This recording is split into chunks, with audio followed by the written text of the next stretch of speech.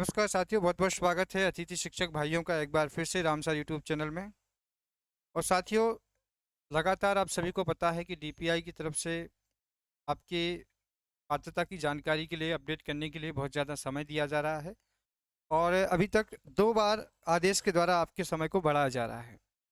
अब काफ़ी लोग इसको बहुत ही ज़्यादा निगलेक्ट कर रहे हैं और इसको सीरियस नहीं ले रहे हैं।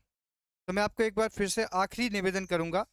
और ये आखिरी निवेदन इसलिए है क्योंकि डीपीआई ने स्वयं कह दिया है कि ये आखिरी विकल्प होगा।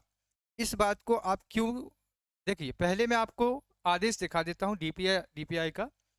और आज का आप इसे आखिरी आदेश ये कह सकते हैं, क्योंकि इस आदेश के बाद से आगे आप चाहकर भी अपनी पात्रता की जानकारी को अपडेट नहीं कराएंगे, क्योंकि ये साल में पहली बार ऐसा हुआ है कि जानकारी को अपलोड कराया जा रहा है। इसके बाद आगे हो सकता है भविष्य में 2-4 साल बाद जब पात्रता दोबारा होगी तब।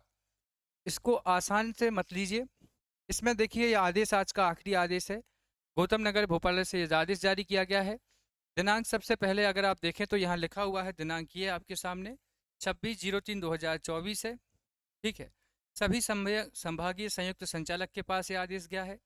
सभी जिला शिक्षा अधिकारी के पास गया है। संकुल प्राचार्य और हायर सेकेंडरी स्कूल के पास ये गया हुआ है। इससे पहले जो 3 आदेश आए थे उनकी तारीखें यहाँ पर दिखाई गई हैं। तारीखें आप देखेंगे, 29 फरवरी का महीना था, जीडीपी ईयर था, तो 2023 में पहला आदेश आया था। दूसरा, ये 24 लिखना चाहिए था, यहाँ पर थोड़ा मिस्टेक आ गया है। ठीक है, यहाँ पर इन्होंने डेट में मिस्टेक किया है। 24 होना चाहिए था, 11/3/2024 का। सॉरी सॉरी, ये 23 का ही था, पहले आया था। ये आपको पता है, तो जब जो कार्यरत अतिथि शिक्षक थे, ये उस समय की बात है जब अतिथि शिक्षक के लिए शुरुआत थी, तब मांगा गया था। मतलब आज से 6 महीने पहले से ये काम चल रहा है, 1 साल हो गया है। और आखिरी आदेश जो आया था वो अभी आया था। उपरोक्त संबंधित तिथियों में परिवर्तन करने के साथ में यहाँ देखें, संकुल प्राचार्य द्वारा की जाने वाली कार्रवाई में 15/4/2024, मतलब आप अब चाहकर भी इसे 15 अप्रैल तक, जो आपकी आखिरी डेट क्या थी अभी तक, 14 तारीख थी, 14 से बढ़ा करके इन्होंने क्या किया था, 28 की थी। और अब 28 से बढ़ा करके सीधी 15 अप्रैल तक कर दिया है। संकुल प्राचार्य के द्वारा जिन आवेदकों ने पैनल और मध्य प्रदेश शिक्षक पात्रता परीक्षा उत्तीर्ण की त्रुटिपूर्ण जानकारी सत्यापित कर दी गई है, उसमें संशोधन की कार्रवाई जिला शिक्षा अधिकारी की लॉगिन आईडी पर उपलब्ध कराई गई है।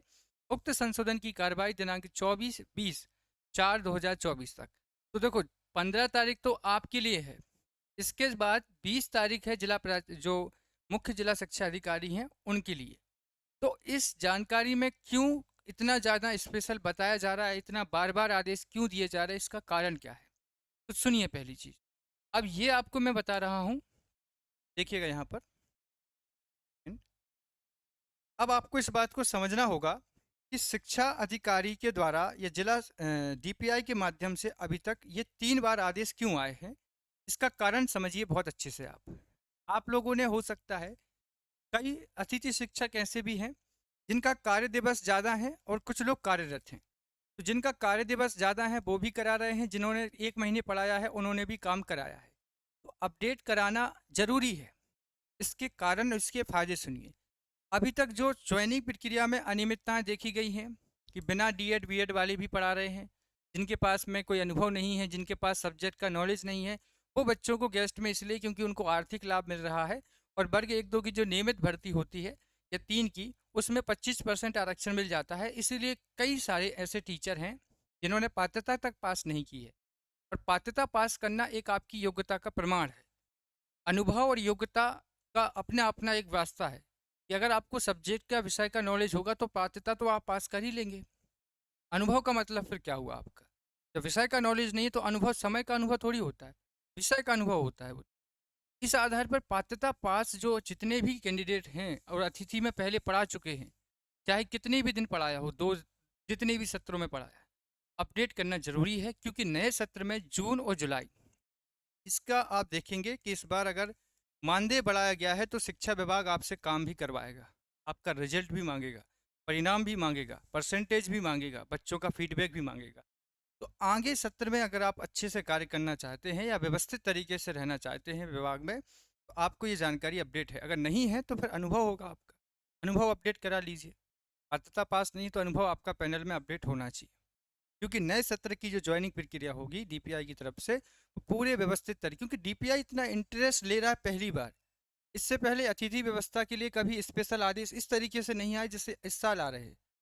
क्योंकि मानदेय जो है वो डबल हो चुका है, तो वित्त विभाग पर भी प्रभाव पड़ेगा, तो शिक्षा विभाग चाहेगा कि परिणाम भी अच्छा आए।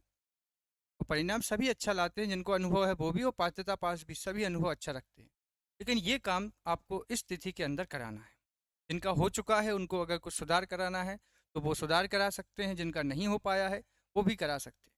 बस समय का ध्यान रखिएगा, इस समय के बीच में आपको ये जानकारियाँ ज़रूरी से ज़रूरी अपलोड करनी पड़ेगी, क्योंकि ये आपको आगे चल कर के फ़ायदा करेंगी। फिलहाल इस वीडियो में इतना ही दोस्तों। धन्यवाद। जय हिंद। वंदे मातरम।